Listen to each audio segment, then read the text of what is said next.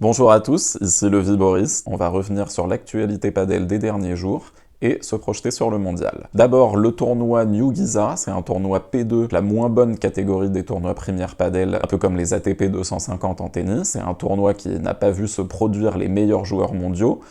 Tapia, Coelho, Chingalan n'étaient pas là, Lebron Dineno non plus, et Paquito non plus. La paire Yanguas-Stupastuk a triomphé, et du coup, ça a permis de voir de nouvelles têtes émerger et une nouvelle paire gagner cette année, donc c'est un premier titre pour eux. Stupastuk a été absolument excellent pendant la finale, et Yanguas qui lui est monté en régime tout au long de la finale, il n'a pas hyper bien commencé, et après ça, il a été un excellent métronome, et je trouve qu'il fait encore parfois des mauvais choix qui donnent l'avantage aux adversaires.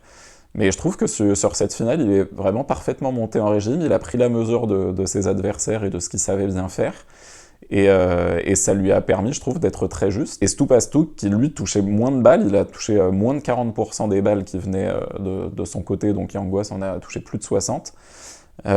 Stupastuk, franchement, il transformait tout ce qui touchait en or. Je crois qu'il est à 8 sur 9 sur les smash, ce qui est absolument monstrueux.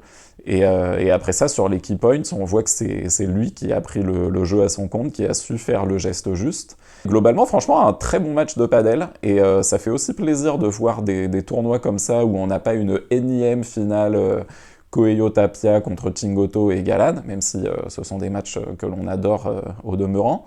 Voilà, qui permettent aussi de montrer le talent d'autres joueurs, et j'espère qu'on en aura d'autres à l'avenir. Chez les femmes, les meilleures joueuses mondiales n'étaient pas présentes, que ce soit Sanchez et Paola José Maria qui étaient absentes, et aussi Delphi Brea et Bea qui n'est pas encore disponible et qui devrait revenir pour le mondial. Et du coup, la tête de série numéro 3, et qui était assez nettement favorite, parce que c'est une paire qui a vraiment des bons résultats depuis le début de l'année, c'est Triay Fernandez. Triay qui se fait éliminer par son ancienne partenaire, Salazar, associée à Castello. Donc elles ont évité de jouer trop sur Triay, qui elle a vraiment fait un match solide, mais alors vraiment celle qui a fait péricliter sa paire, c'est Claudia Fernandez, la partenaire de Triay, qui n'a pas réussi à être décisive. Soit elle remettait, sans mettre en énorme difficulté ses adversaires, soit elle faisait la faute, et c'est la joueuse qui était vraiment en dessous sur ce match-là, et elles ont eu raison de la faire un peu plus jouer, parce que c'était un peu le maillon faible de la paire, alors nul doute qu'elle s'en remettra, mais bon. Et ensuite en finale, c'est la paire Arrojo-Ortega qui s'impose, franchement en jouant hyper juste. Alors on sent que la demi-finale a été difficile à digérer physiquement, Salazar qui commence à être un peu âgée, il me semble qu'elle a plus de 35 ans, et qui a du mal à enchaîner les gros matchs les uns à la suite des autres, et on peut voir qu'elle a été un peu en dessous pendant tout le match. Et après, Arrojo Ortega, qui fait même pas un énorme match, mais en même temps, il n'y avait pas besoin d'en faire beaucoup plus, quoi, parce qu'en face, c'était quand même des joueuses qui ne jouaient pas à leur niveau d'habitude. Ça a suffi pour infliger une petite fessée 6-4, 6-2. Ça fait plaisir, enfin une joueuse qui n'est pas espagnole ou argentine qui remporte un titre. Ça fait partie de la mondialisation du padel. Espérons que ça continue. Alors ensuite, le mondial. On a la France qui est dans une poule plutôt abordable, donc de l'Uruguay, du Chili et du Qatar.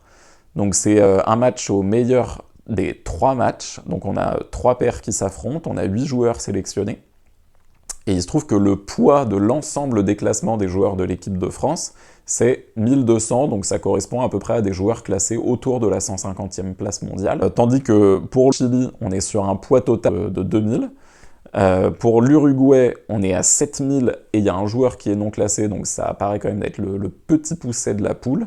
Tandis que pour le Qatar, on est autour de 2900, que ça devrait se jouer avec le Chili la première place. On espère une médaille, on espère arriver au moins jusqu'en demi-finale. La première place de la poule nous permettrait d'éviter probablement et l'Espagne et l'Argentine, parce que eux-mêmes termineront certainement premiers de leur poule.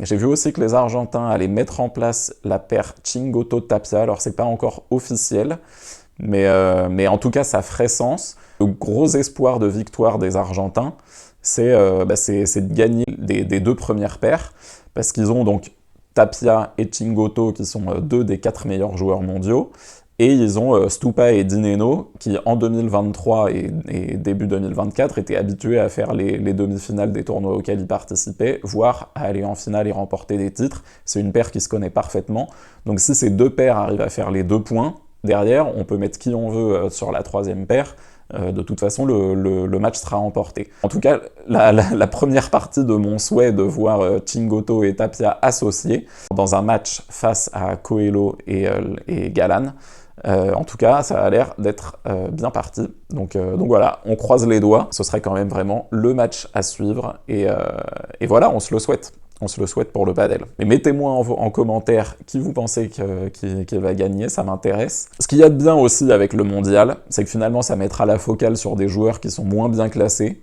qui eux aussi ont droit à leur moment de gloire avec leur pays. Ça fait du bien aussi au padel de pouvoir mettre des visages qui sont un peu différents en avant, et notamment aussi si on veut avoir une expansion mondiale de ce sport.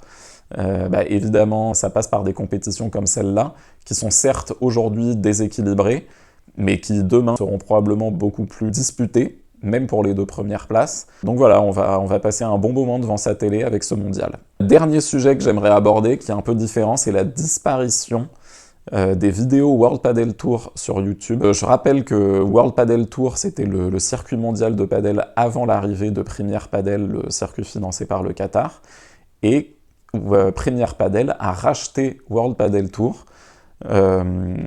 pour créer un circuit unique, ce qui en soi, moi je trouve, est une bonne chose, parce qu'auparavant il y avait 2 classements, un Premier Padel et un World Padel Tour, ce qui quand même compliquait un peu les choses, et dès qu'il y a un peu d'unité dans le sport, c'est quand même beaucoup plus facile pour le vendre et pour les spectateurs de s'y retrouver.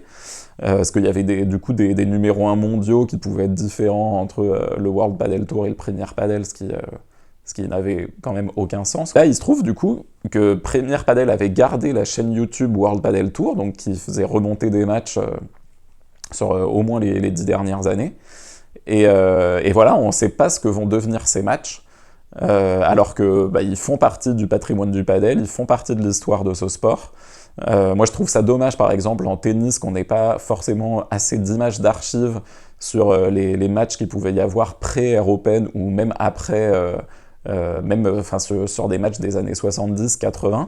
Honnêtement c'est difficile de trouver des images qui soient un peu de bonne qualité, qui ne soient pas juste des highlights de 35 secondes sur la finale de l'époque. J'espère que le padel ne tombera pas dans cette erreur de faire table rase du passé sous prétexte que nous étions concurrents auparavant, alors que, je le redis, ça fait partie du patrimoine du padel, et c'est des matchs qui en plus restent intéressants à étudier, qui permettent aussi de voir l'évolution des styles, à la fois des styles de joueurs, du matériel, des styles de jeu qu'il pouvait y avoir. C'était aussi une autre manière de comprendre le jeu, et ça reste une expression du padel qu'il est important de garder en tête. J'espère en tout cas qu'on retrouvera ces images-là. Merci à tous d'être restés jusqu'à la fin de cette vidéo.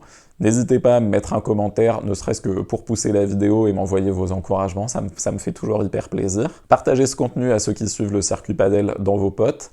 Et moi je vous dis à la prochaine. Ciao!